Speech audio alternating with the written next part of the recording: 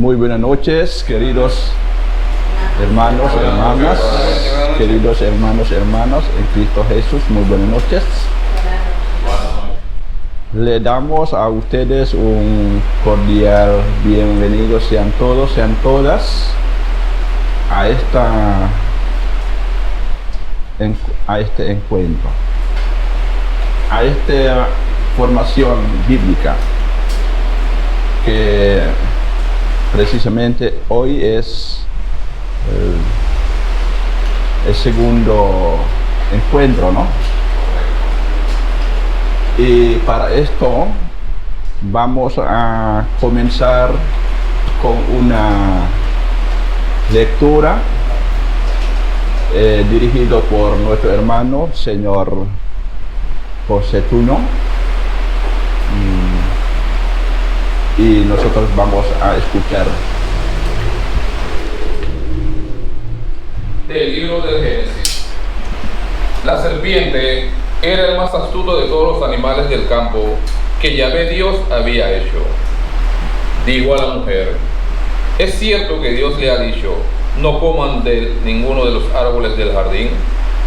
La mujer respondió a la serpiente: podemos comer de los frutos de los árboles del jardín, pero no de ese árbol que está en el medio del jardín, pues Dios nos ha dicho, no coman de él, ni lo prueben siquiera, porque si lo hacen, morirán.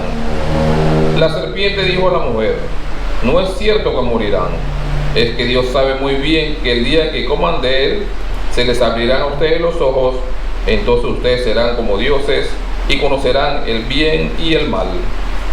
A la mujer le gustó ese árbol que atraía la vista y que era tan excelente para alcanzar el conocimiento.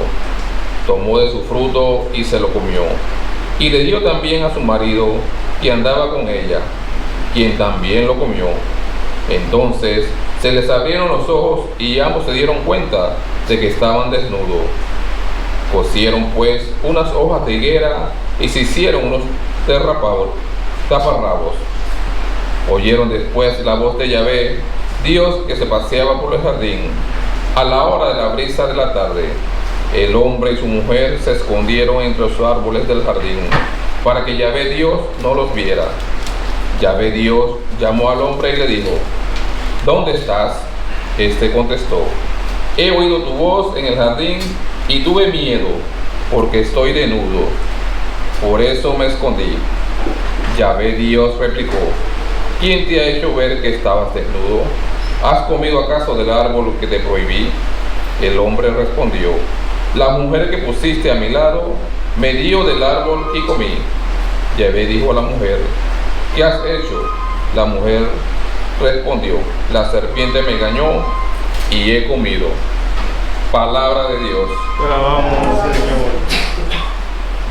Bueno, como hemos dicho el martes pasado, cuando hablamos del libro de Apocalipsis, de que para el día hoy continuamos con el libro de Génesis.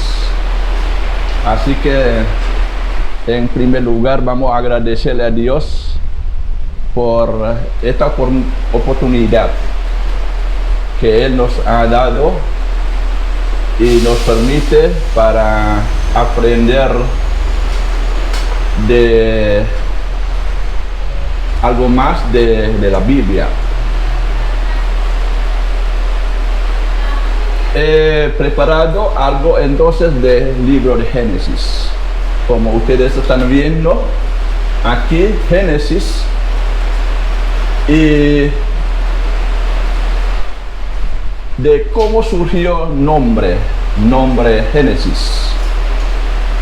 El nombre Génesis proviene del griego antiguo.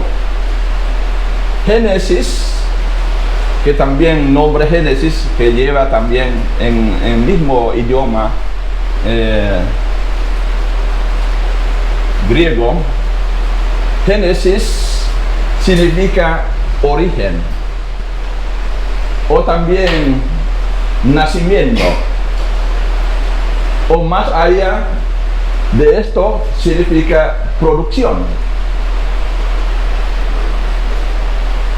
Se eligió este nombre para el primer libro de la Biblia debido a que su contenido principal es la narración del universo, también de la humanidad y del pueblo judío. Por tal razón, lleva el nombre Génesis, que significa origen o nacimiento o también producción. Se trata del nombre porque entre todos los libros que forman parte de la Biblia, tenemos el primer libro, Génesis. Entonces es bueno saber desde este punto de nombre qué significa el nombre Génesis. ¿Seguimos? Bien. Como sabemos, el libro de Génesis contiene muchos temas. Aquí hemos elegido por lo menos 4 temas. Tema de creación, tema de la caída, tema de promesa y tema de patriarcas. La creación. Génesis inicia con la creación del mundo por parte de Dios.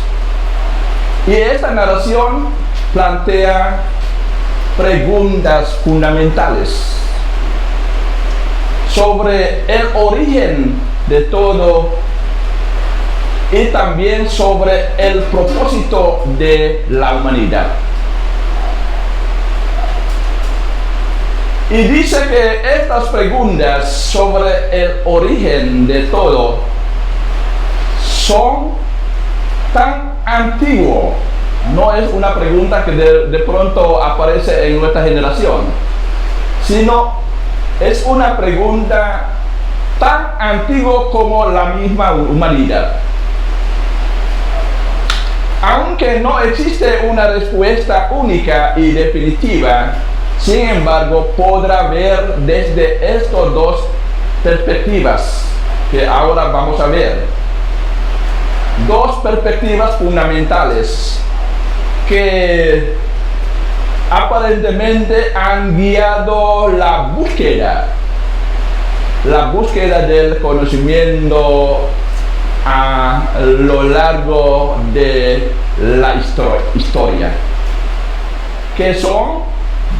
Que ahora vamos a ver. Primero, desde perspectiva religiosa, no podemos dejar por alto desde este punto, desde perspectiva religiosa. ¿Y cuál es la base? Dice que la mayoría de las religiones ofrecen una narrativa sobre la creación, a menudo vinculada a una deidad o a una fuerza superior. Entonces, cada quien ya debe saber de que en cada religión existe preguntas con la idea para saber de que todas las cosas, la creación, debe haber creado por alguien.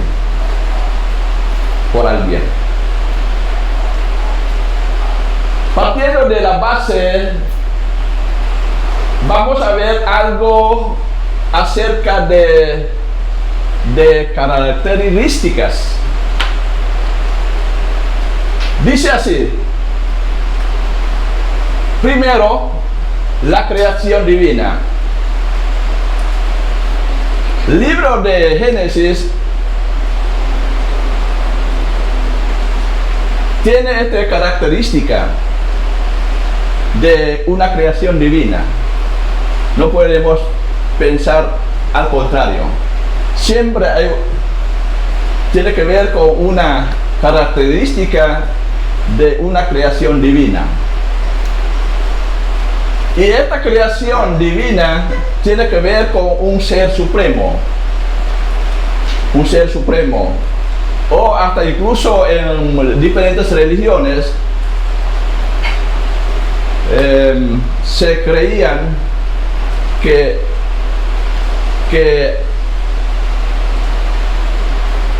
el universo mismo, o de todo lo que contiene, hay un ser superior que ha creado todo. Entonces, vamos a seguir con algo que contempla esto, el propósito. Dice, la existencia tiene un propósito divino.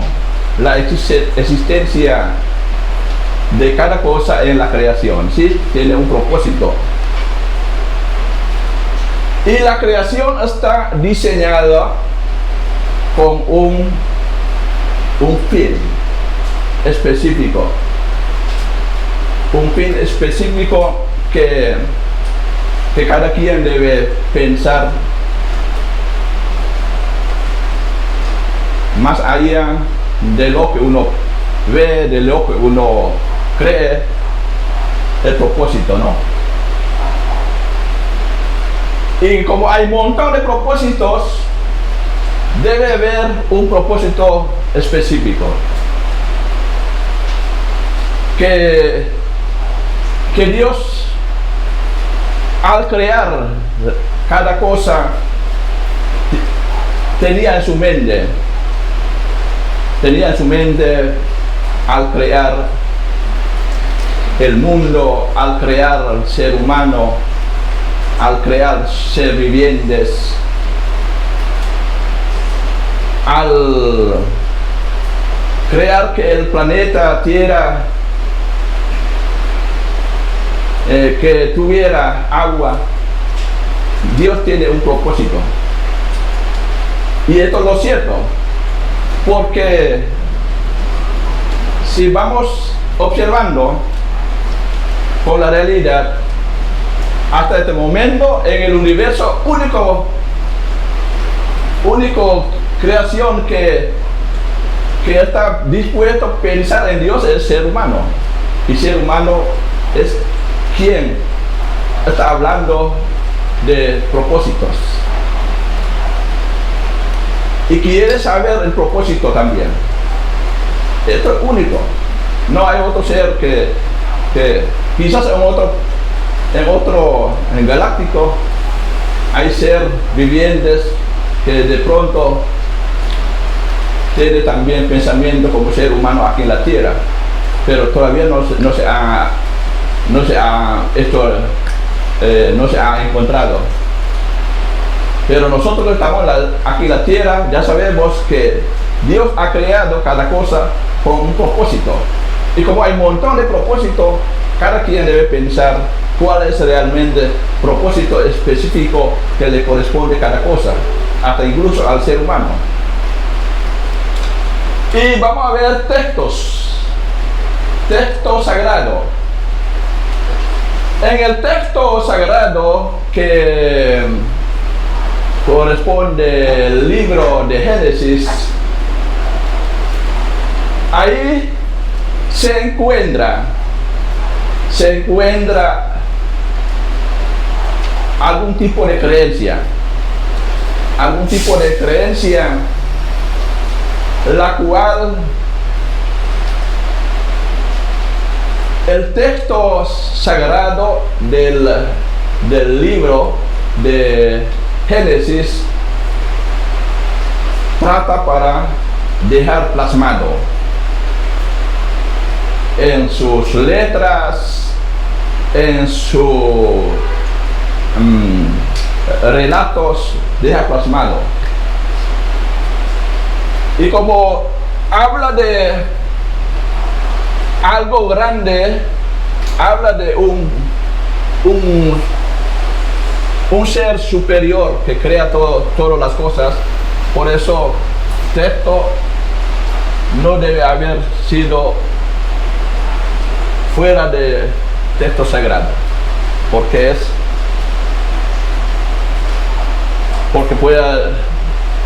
uno puede pensar, bueno, ahí fuera del libro de Génesis, de pronto se encuentra otro texto que también es sagrado. Claro, pero cuando se trata del libro de Génesis, se refiere a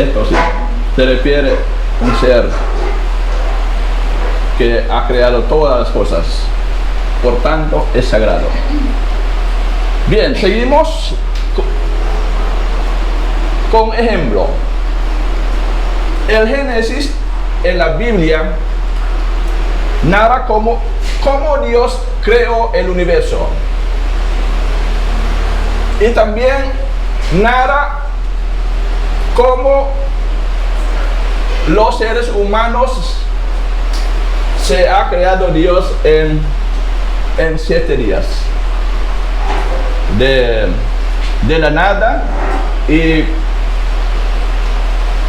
primer día, segundo día, tercer día y hasta el séptimo. Y el ser humano ahí aparece entre los 7 días. Bueno, el día séptimo, día de descanso. Pero Dios, después que ha creado todo, al final creó el hombre a su imagen, ¿no? A su imagen. Entonces, esto es un ejemplo, ¿no? Detrás de esto nosotros podemos decir que sí, hay un propósito que Dios ha creado. Al crear, ¿no? Hay un propósito. Y más todavía el ser humano. El ser humano es el único que puede pensar y puede descubrir lo que es Dios y lo que es la creación. Esto primero, ¿no? Ahora segundo, se puede hacer también desde la perspectiva científica. Recuerda que cuando se trata de perspectivas científicas, se trata de cómo la persona observa, de cómo la persona experimenta, de cómo la persona trata para hacer o formular algo que le observa, algo que le experimenta y lo convierte en una fórmula que se llama formulación, para convertirlo a una teoría. Entonces, desde la perspectiva científica, el ser humano puede entender el libro de Génesis, hacer un estudio de manera de hacer una observación científica, una experimentación científica, y voy a elaborar una teoría que habla de Dios que ha creado todas las cosas como dice Génesis. Pero esto es la base, ¿no? Nosotros debemos seguir, cuando se trata de perspectiva científica, debemos ver cuál es realmente característica de una teoría, ¿no? Una teoría, para entender mejor la creación, para entender mejor la naturaleza. Aquí solo un ejemplo, para que ustedes vean de que sí hay ciertos modos de pensamiento del ser humano que trata para explicar en una forma científica sobre Dios y la creación. Entonces, ustedes pueden ver aquí la teoría Big Bang. Es la teoría que está de moda ahora, ¿no? Esta teoría sugiere que el universo se originó a partir de una expansión explosiva de un punto infinitamente denso y caliente. Son teorías, pero recuerda que aquí hemos proporcionado para entender el libro de Génesis, para entender el creador, para entender la creación desde este punto científico, o también desde el punto, desde la perspectiva religiosa, ¿no? El ser humano tiene mente, tiene imaginación para hablar muchas cosas y conviértelo en teoría. La evolución, teoría de evolución. La teoría de la evolución explica la diversidad de la vida a través del proceso de selección natural o a través de una adaptación, con la idea para entender de una manera entendible de que desde la perspectiva científica la creación se puede hablar desde el punto de evolución.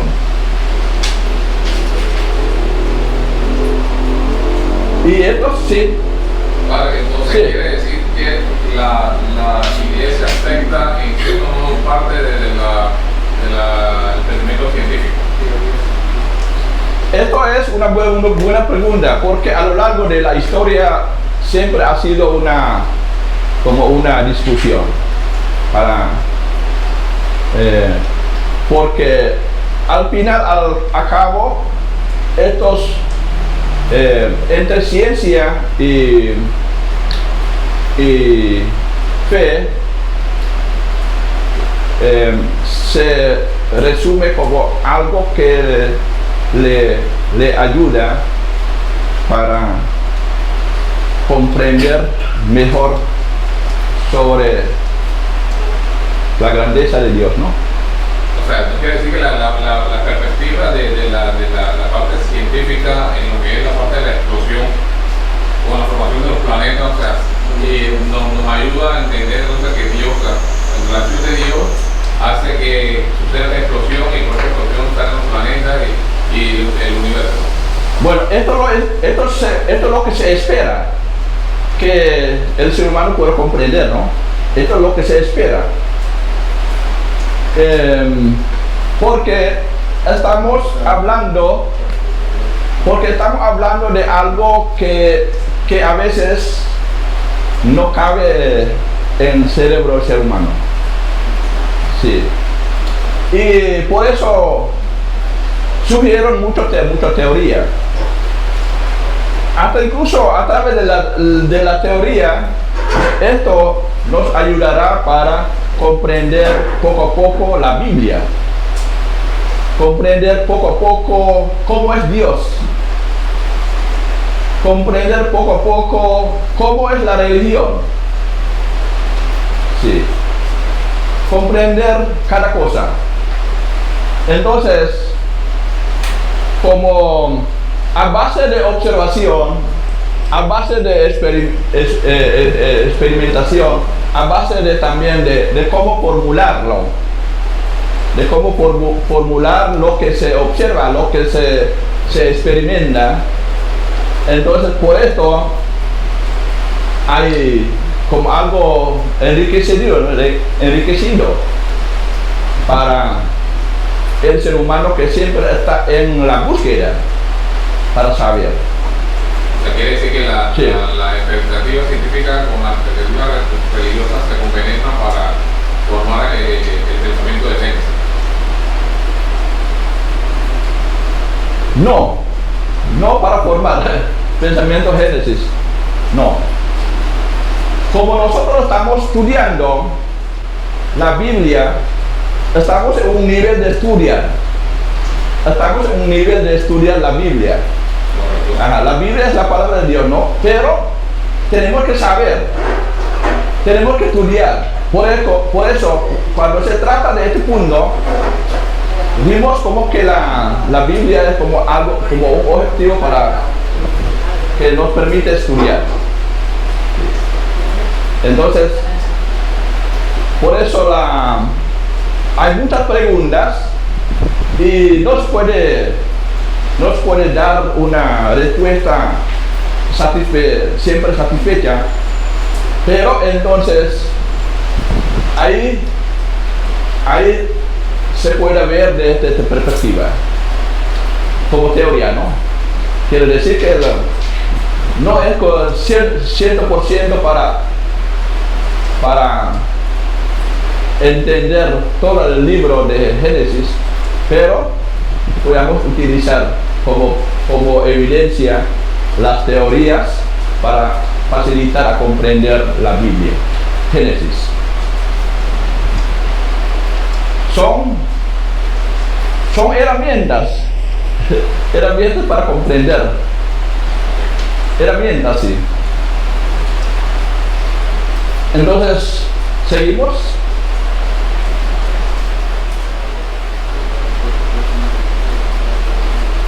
Ahora bien, como el señor Tuñón acaba de hacer esta pregunta, sería bueno que echemos una mirada hacia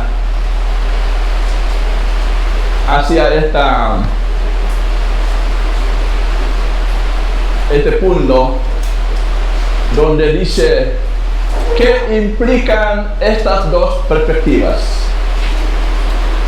Bueno, en primer lugar es como algo de complementario, algo que complementa, ¿no?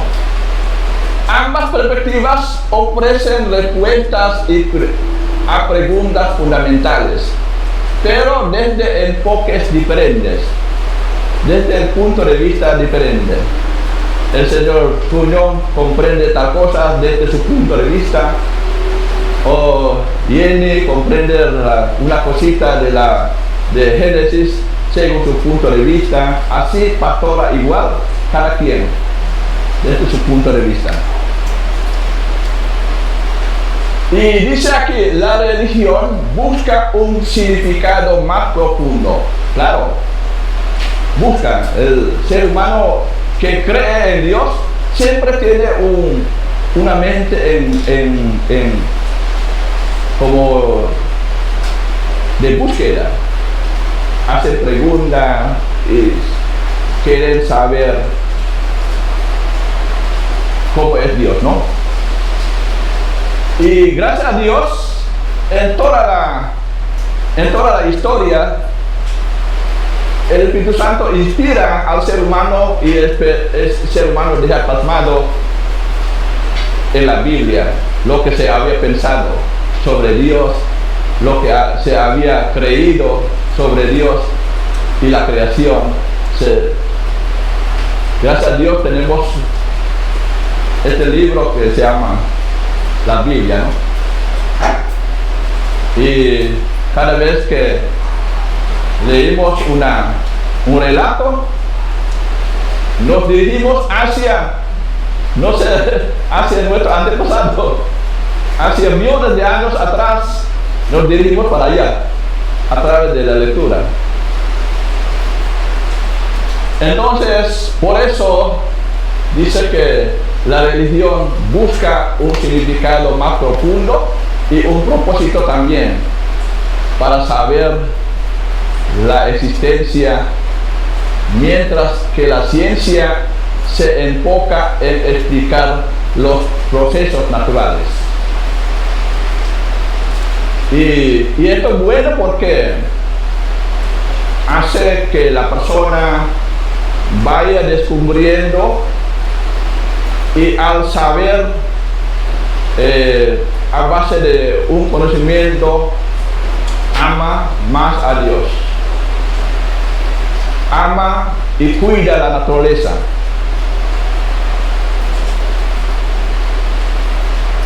Aquí dice debate, la relación entre religión y ciencia ha sido objeto de debate durante siglos, no solamente no hoy, durante siglos.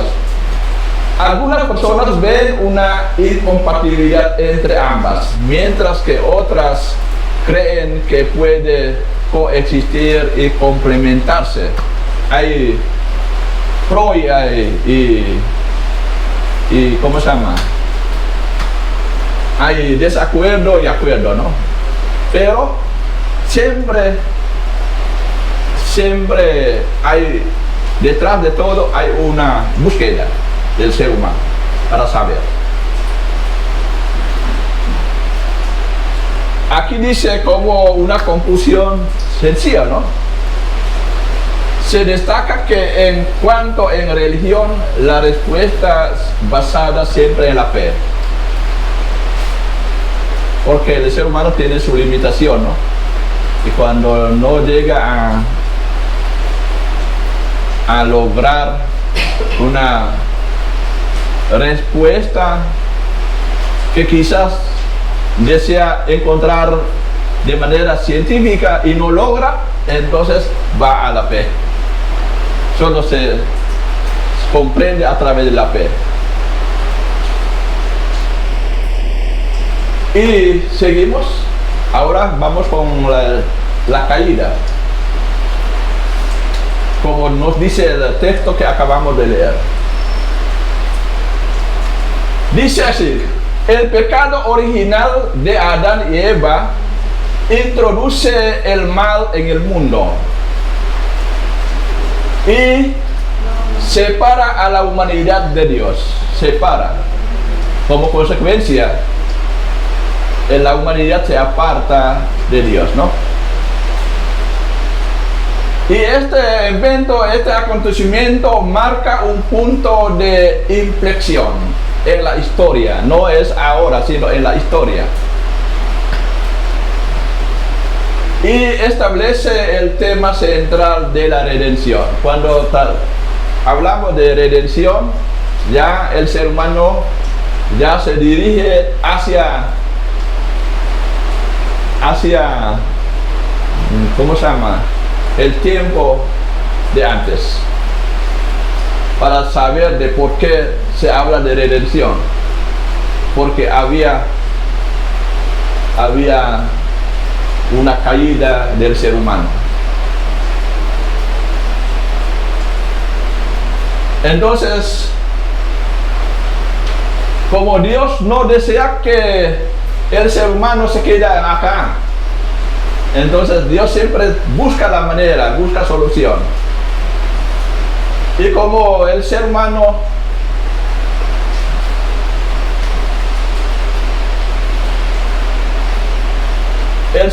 vive en el espacio de tiempo, vive en un lugar, entonces Dios no desea que todo cae directamente como del cielo de golpe, ¿no?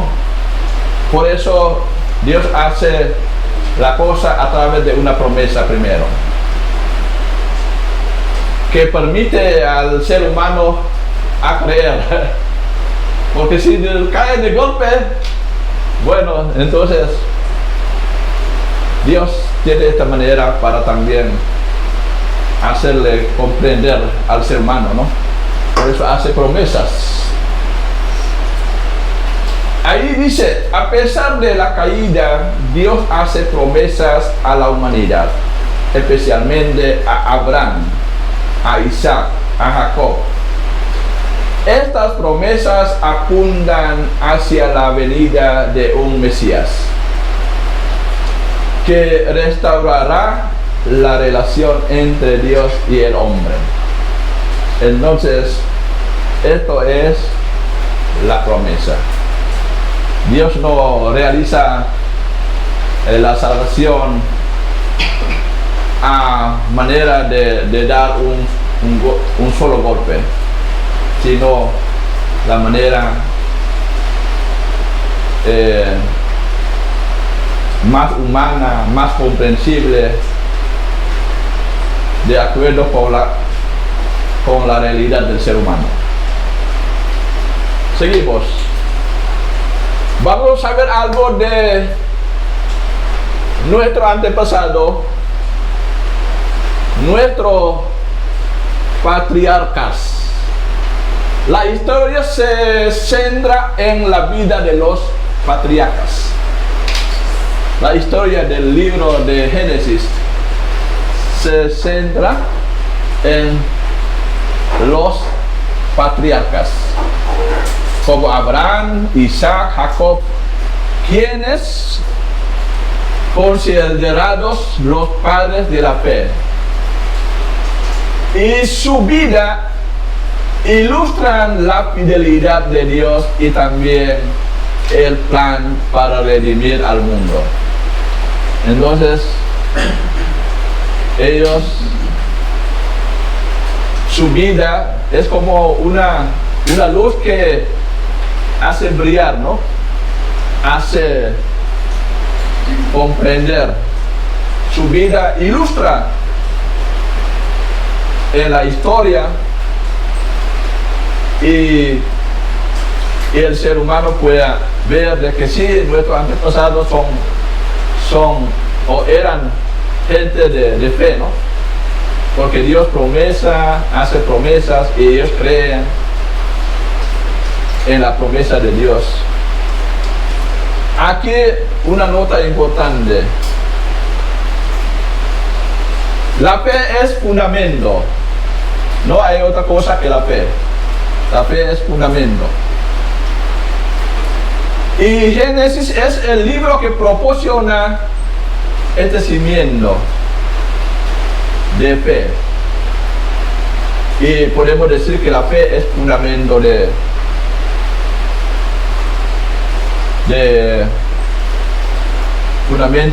muchas cosas. Fundamento de vida es la fe. Y esto es lo que da un carácter muy especial a la Biblia. La fe. Por eso Génesis siempre habla de creación. Génesis también habla de pecado. Génesis también habla de redención. Y el pacto. El pacto entre Dios y el hombre. Ahora, si ustedes leen la Biblia en Génesis, ustedes encontrarán la importancia de fe y encontrarán también de cómo Dios tiene al pueblo Israel como pueblo elegido. Como Dios tiene a este pueblo como pueblo elegido. Por eso, cuando se habla de este pueblo elegido, se habla de su historia, se habla de su experiencia que luego les servirá para muchos comprender nuestra historia, comprender cómo Dios ha hecho cosas en nuestra historia. Y no solamente fe como fundamento, no solamente identidad que se refiere, sino también esperanza. El libro de Génesis habla mucho sobre la esperanza. Por eso dice, a pesar de las dificultades, desafíos narrados en Génesis, el libro transmite una profunda esperanza. Y menciona también la importancia de ser fiel. Fiel como Dios es fiel. Ser fiel también en plan de Dios, plan de salvación. Porque parte de promesa. Entonces, tenemos a nuestro antepasado la figura ejemplar. Y nosotros no debemos dejar por alto de transmitir esta importancia de fe, de esperanza, de amor a nuevas generaciones. No debemos dejar por alto. Seguimos. Génesis y Septuaginta. Porque cuando ustedes ponerse a estudiar la Biblia, siempre va a aparecer esta palabra, Septuaginta. Por eso es bueno saber cuál es realmente la diferencia cuando se trata de Génesis, cuando se trata de Septuaginta. Hay que saber la diferencia, porque de pronto hay alguien quiere saber, quiere profundizar. Entonces tenemos nosotros una oportunidad para esto.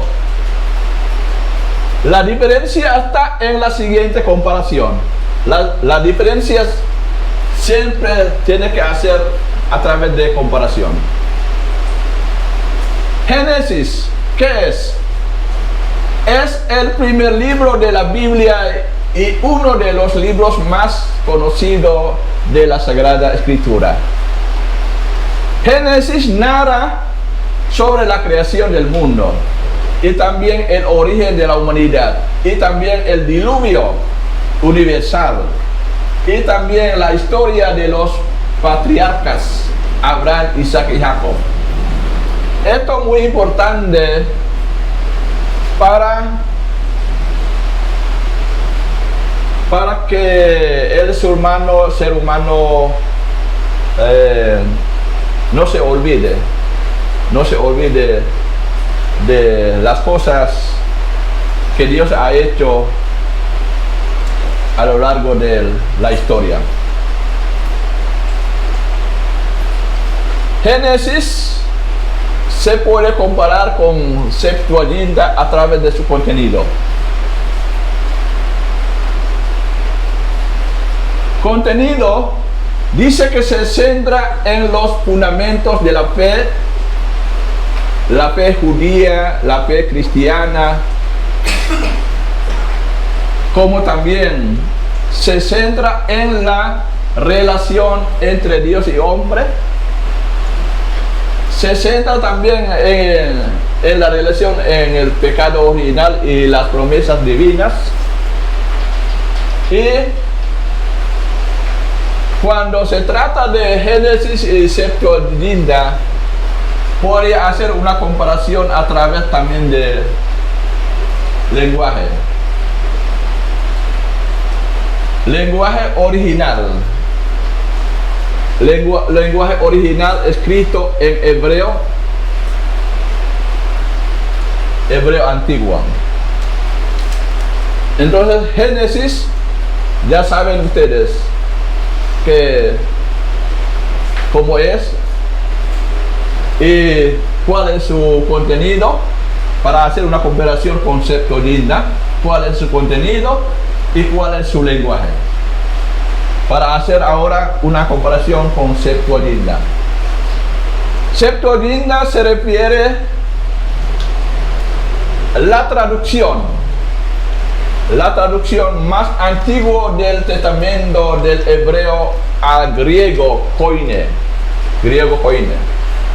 Entonces, se refiere a una traducción.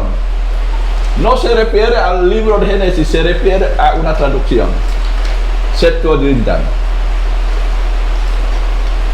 Por eso dice que Septuaginta fue realizada alrededor del siglo III antes de Cristo. Y dice que esto fue fundamental para difusión de judaísmo y posteriormente del cristianismo en el mundo helénico. Si alguien desea saber cristianismo, vamos a ver ahora. Si alguien desea saber algo de helenismo, vamos a ver también. O si alguien desea saber algo de judaísmo, también vamos a saber. Ahora mismo. ¿Seguimos? Dice, para hacer una comparación entre Génesis y Septuaginta, debe hacer comparación desde su contenido.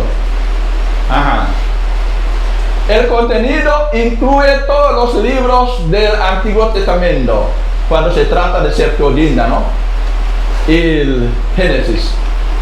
Incluye todos los libros del Antiguo Testamento hebreo, pero con algunas diferencias en el orden y en ciertas traducciones de palabras.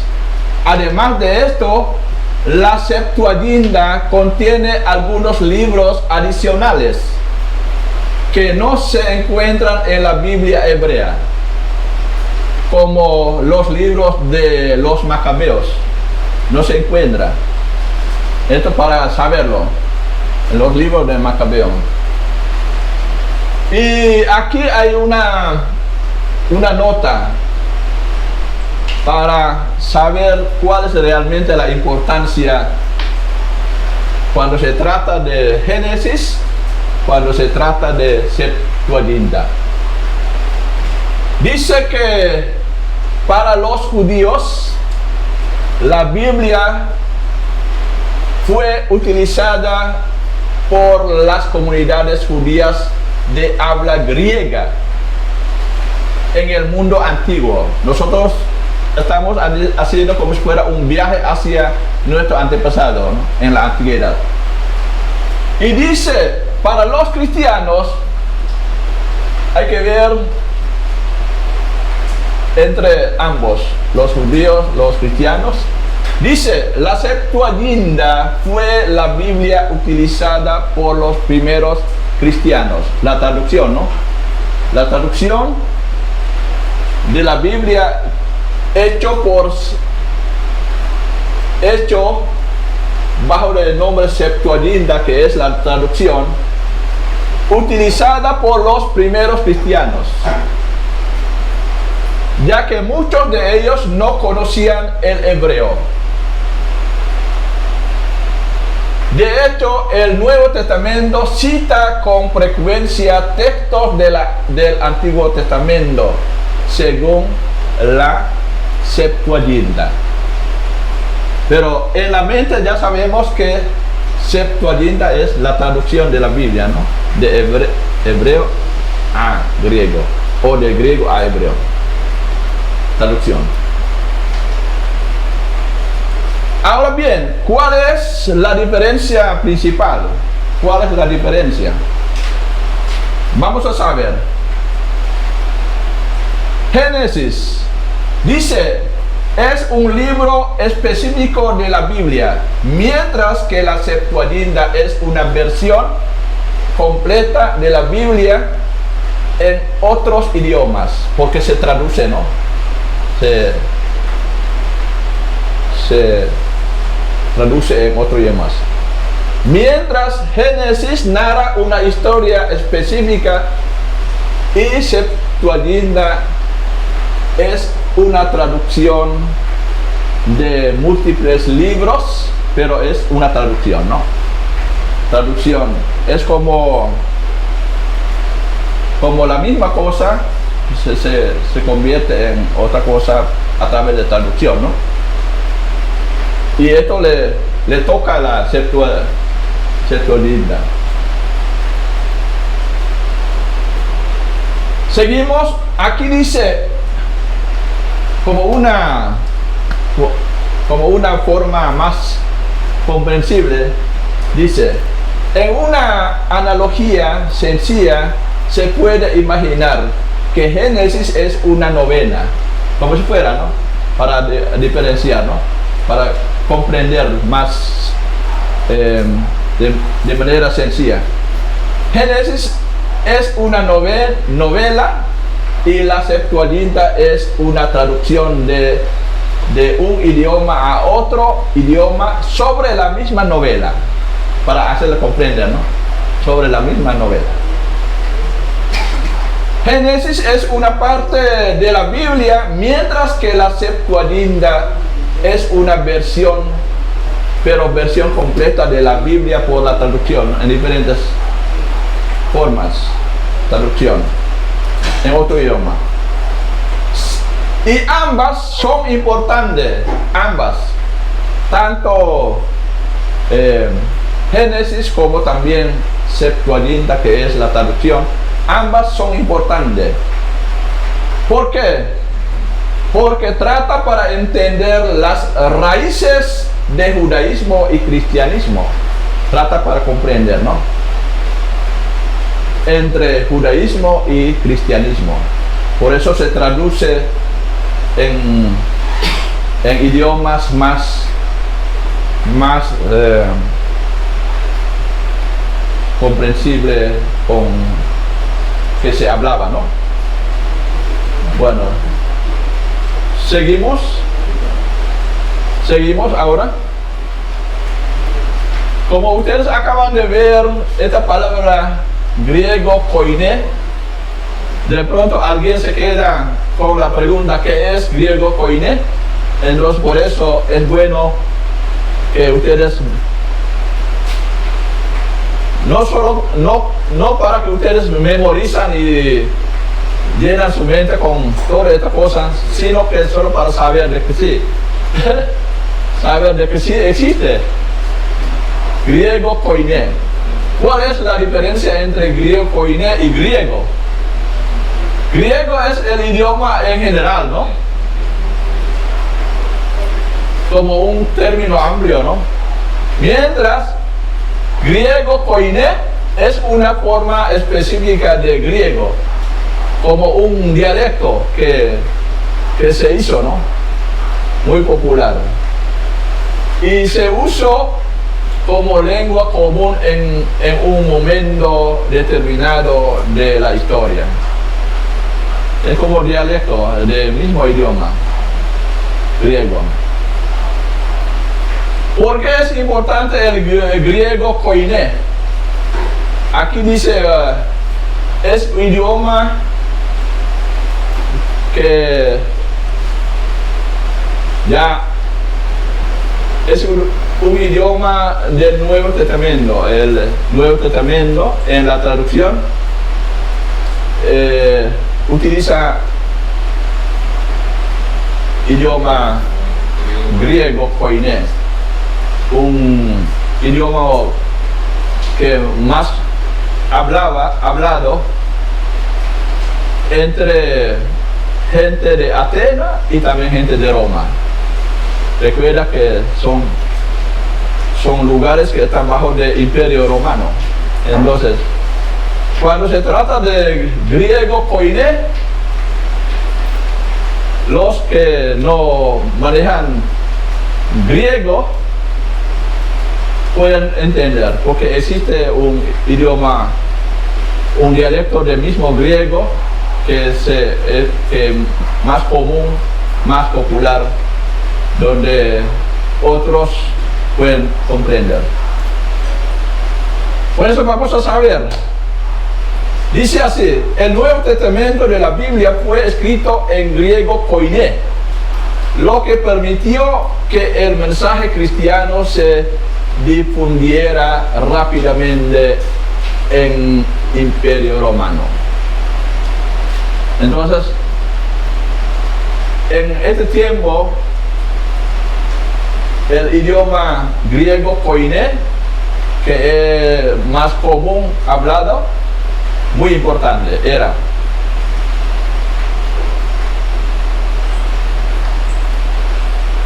Y abajo hay un ejemplo, ¿no? Por ejemplo, así dice: si estás tú en un mercado antiguo y de pronto quieres comprar algo, puedes hablar en griego koiné, entonces te entenderán. Te entenderán tanto un griego de Atenas como también un egipcio que vive bajo del dominio romano. Ahí se encuentran diferentes gente de diferentes lugares, pero no hubo problema porque hay un lenguaje común donde todos pueden entender, ¿sí? Hasta incluso la Biblia se traduce en este lenguaje común y le facilitaba para entender.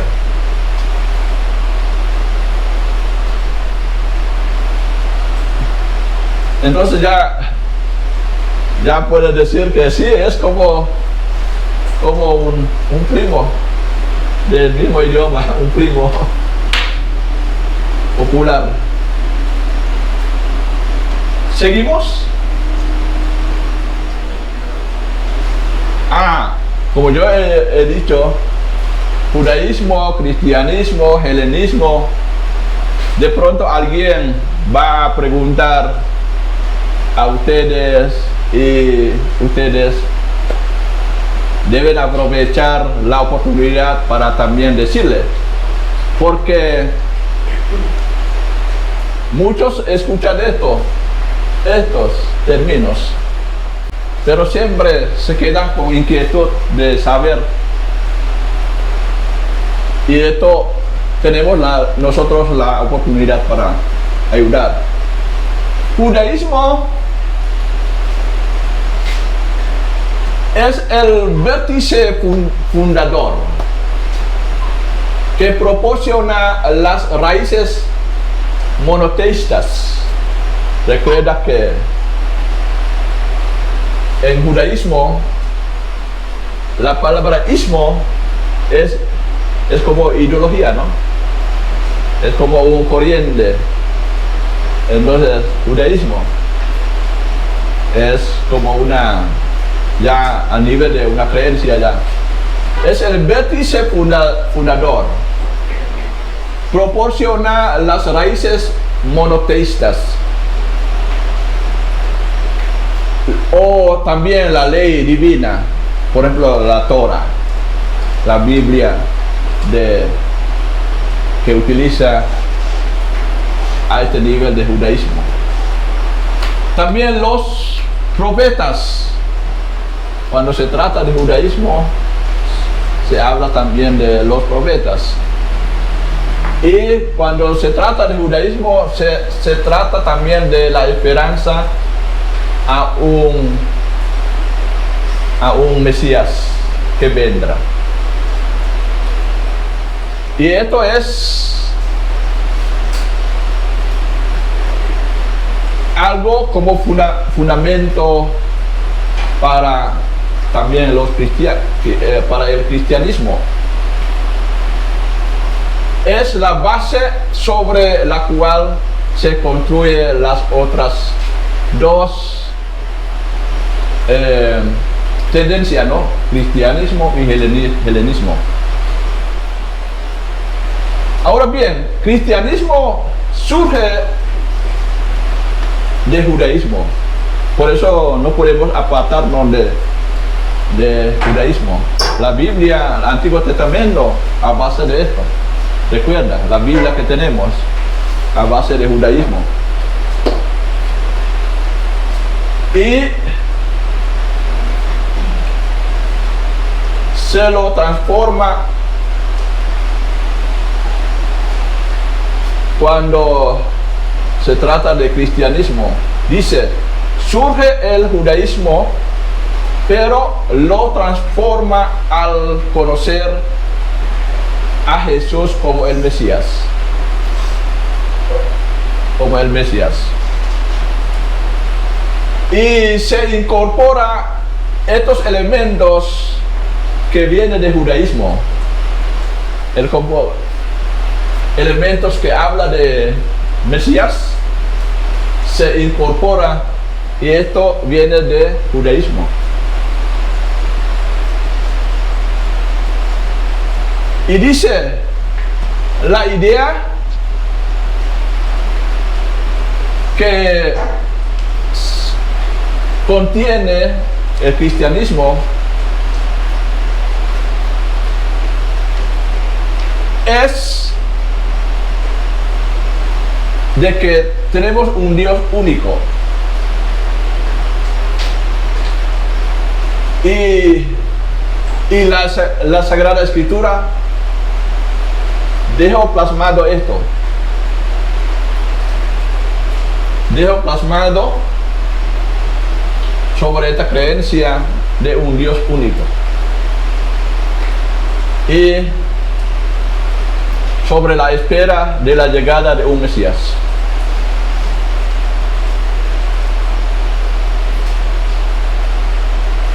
Y es como un triángulo: judaísmo, cristianismo, helenismo. Es como un triángulo así. Si falta uno, entonces no funciona. Hay un triángulo de así que sí. Entonces, recuerda que la Biblia nace de una historia, nace de culturas, nace de diferentes generaciones con diferentes pensamientos de la búsqueda. Así que, por esta misma razón, judaísmo, cristianismo, helenismo tiene que ver en un conjunto.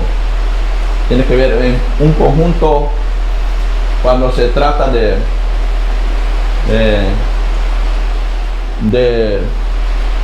nuestra historia, de nuestra religión, cuando se trata también de la tradición que contiene en la Biblia. Tenemos que ver en conjunto. Ok, vamos entonces, ¿cómo se relacionan estos tres vértices? Primero vamos a ver influencia mutua. Dice que se influyen y se transforman mutuamente a lo largo de la historia. Judaísmo influye en el cristianismo en el judaísmo, y ambos se ven afectados, claro, por supuesto, por el helenismo. Pero ¿qué es el helenismo? Esto vamos a ver. Dice que había como tensión, ¿no? Pero gracias a Dios había también diálogo. A lo largo de los siglos ha habido tensiones y diálogos entre estas tradiciones. Por ejemplo, los primeros cristianos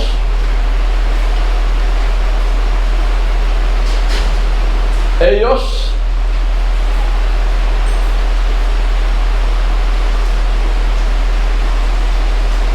los primeros cristianos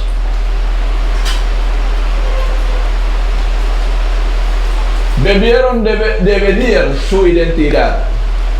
Deben definir su identidad en relación con el judaísmo y el mundo romano. Pero como el ser humano siempre pasa un proceso y a veces no con facilidad comprender o adaptarse, y a veces cuesta. Por eso vienen tensiones, pero gracias a Dios siempre hay un diálogo. Cuando hay diferentes tradiciones, culturas que no combinan uno a otro, siempre vienen tensiones. Pero es importante saber de que sí, en la historia hay también el ser humano trata para hacerle comprender uno a otro. Por eso existía el diálogo. Sin diálogo hubiera sido muy difícil, porque había 3 vértices: judaísmo, cristianismo y helenismo, que es la cultura. Gracias a Dios, aquí dice que hubo un punto en común. Dice, a pesar de sus diferencias, comparten elementos comunes, como es la búsqueda de sentido. El ser humano siempre trata para comprender, y esto es algo en común, comprender el sentido, ¿no? Y también como algo en común, la ética, y esto le facilita para ver estos tres tendencias o tradiciones fuertes bajo de algo en común que le une: la ética y también la esperanza a un futuro mejor. Esto también es algo en común que une las 3 tendencias entre judaísmo, cristianismo y helenismo. Son algo, sí. En otra palabra, judaísmo es como la raíz de un árbol, ¿no? Imagínate si un árbol sin raíces se cae, se tumba, ¿no? Y cristianismo es como rama que crece de judaísmo, rama que crece de este árbol que tiene su raíz en la tierra, ¿no? Y por supuesto,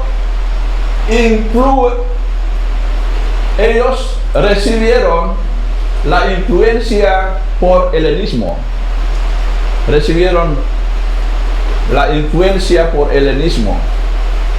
Y el helenismo es como entorno cultural que rodea el árbol, donde su raíz es judaísmo y sus ramas es de este mismo árbol. Y alrededor hay un entorno que hace crecer, ¿no? Este árbol, que es helenismo, que está alrededor.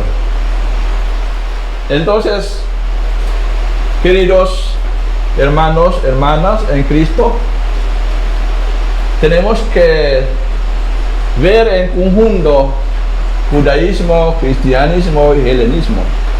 No podemos apartar hablando uno y olvidamos el otro. ¿Hay preguntas? Cuando hablamos que ya entramos a lo que es Génesis, lo estamos viendo el contexto del Génesis, para tener un mayor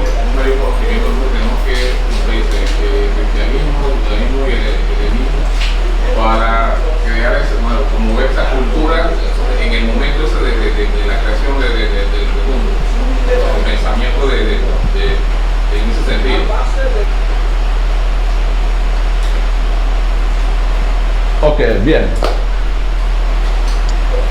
En primer lugar,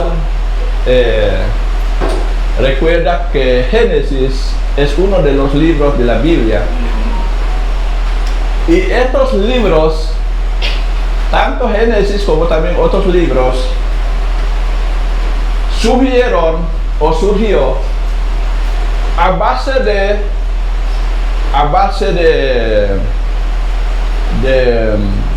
¿cómo se llama? La religión. A base de tradición. Recuerda que antes que la tradición se iba plasmado en la escritura, anteriormente solo se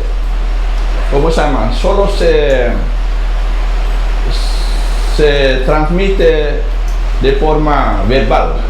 Correcto. Se transmite de forma verbal. Pero gracias a Dios,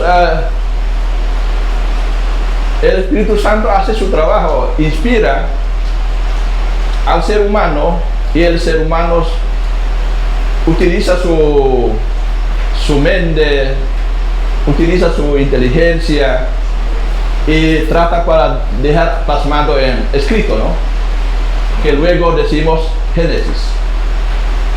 Y este Génesis tiene que ver con, por ejemplo, la creencia en judaísmo, la creencia luego en el surgimiento del cristianismo, la creencia que tiene que ver también con la cultura que... Sí, helenismo, ¿no? La cultura que se lleva, se vivía en... Por eso digo, entre estas tres creencias se va complementando el ser humano en este momento. O sea, el pensamiento de lo que somos exactamente, de lo que somos en este sentido. Ajá, claro. El pensamiento es muy importante. Recuerda que con el pensamiento, con la imaginación, el ser humano como que está siempre en un viaje, siempre en un viaje de búsqueda.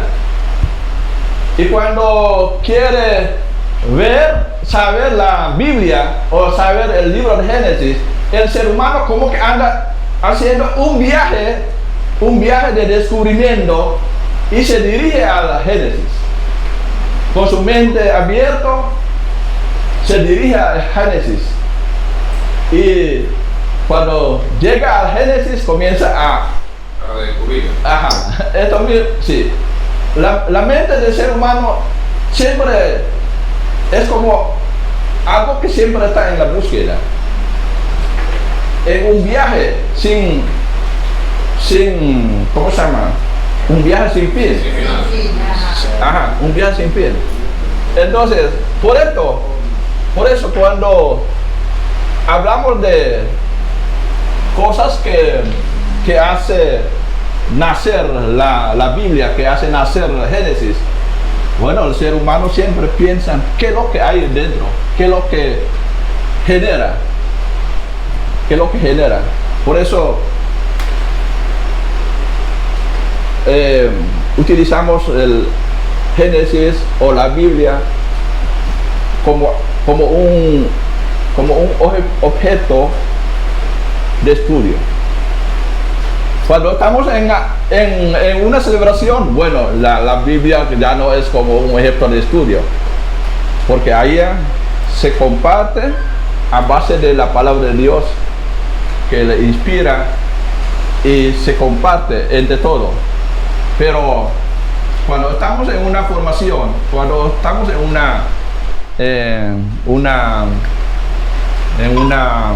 un taller, ya automáticamente convertimos la Biblia como algo para estudiar, como una ciencia para estudiar, para saber.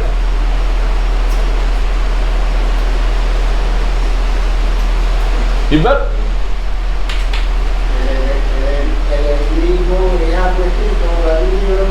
¿Cómo? Helenismo. claro, después en el transcurso del tiempo, se habían dejado plasmados también escritos. Sí.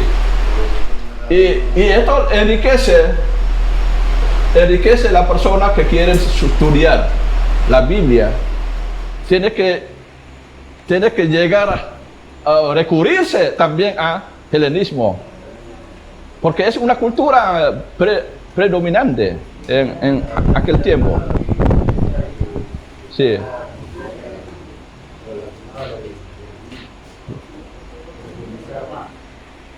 Recuerda que la Biblia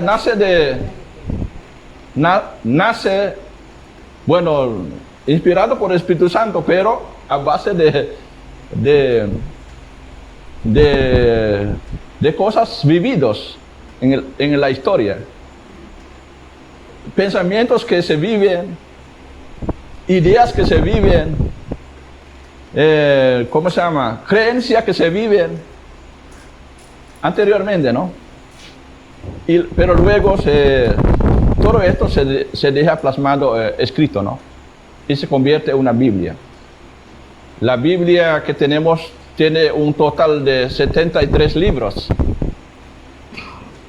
Sí. Entonces es como una biblioteca. La Biblia que tenemos es una biblioteca. Por eso es importante cuando ustedes leen un relato, una lectura, deben ustedes pensar de inmediato tres cosas cuando leen una lectura o un relato. Debe pensar de inmediato tres cosas en conjunto. No deben tomar uno y olvidar otro. ¿Cuáles son? Pretexto, como he dicho muchas veces, pretexto, contexto y texto. Si ustedes solo toman texto, por ejemplo, entonces la tentación es olvidar de dos puntos que son pretexto y contexto.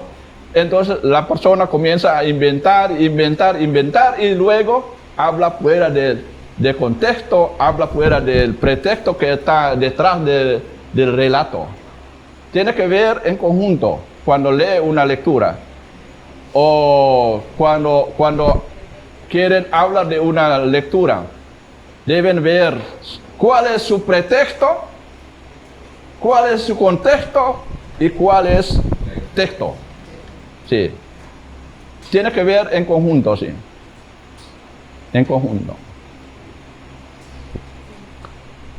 Y es importante saber de que contexto conlleva una serie de cosas en momentos cuando el autor escribe. En momentos cuando él, por decir, señor Tuñón, este año escribe un libro, ¿no? Que se llama Génesis. Entonces, cuando él está escribiendo este año, él no piensa todavía, o los que estamos en este año, uno no se atreve a pensar en lo que él piensa. Pero él sí, él piensa, él escribe, considerado contexto que lo rodea a él. Ambiente, el pensamiento que tiene la gente en su mente, el costumbre que se vive de gente que lo rodean a él, su creencia, su costumbre, son contexto. Y él que escribe, lo que él escribe, después de unos años, la persona que lee lo que él escribe hoy, van a querer saber el contexto, lo que rodea a él cuando él escribe. Ajá. ¿Por qué lo escribí? Ajá. Y van a saber también el pretexto de por qué él escribió este libro. Después de unos años, ¿no? Después de unos años. Y después, cuando ellos quieren hacer una reverencia de lo que ellos piensan o de lo que el señor Tuñón piensa, ellos luego hacen como referencia a un texto que se toma. Entonces, ahí está la base, tal texto, sí.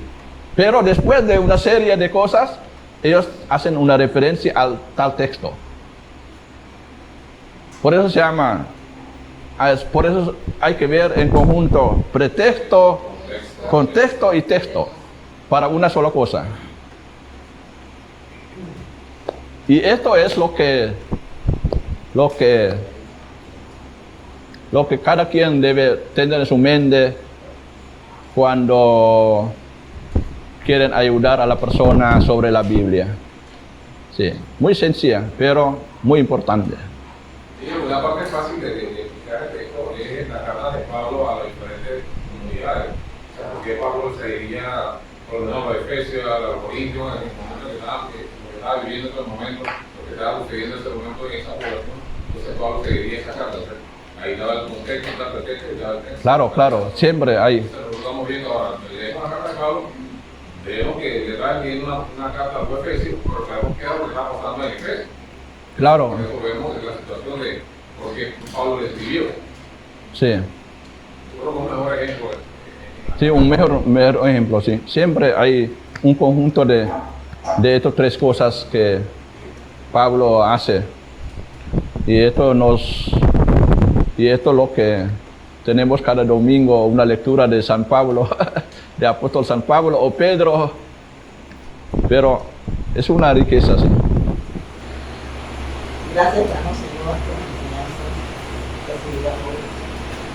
Fue algo que obviamente de tanto amenizar. A Dios nos concede aquí siempre en la escucha de la palabra, tratando de terminar esa palabra tan rica. Para mí, es algo grande. Y ayuda a Dios de ese discernimiento para entender su palabra, para entenderla y bueno, que sigamos en esa y en su palabra. Gracias, Señor.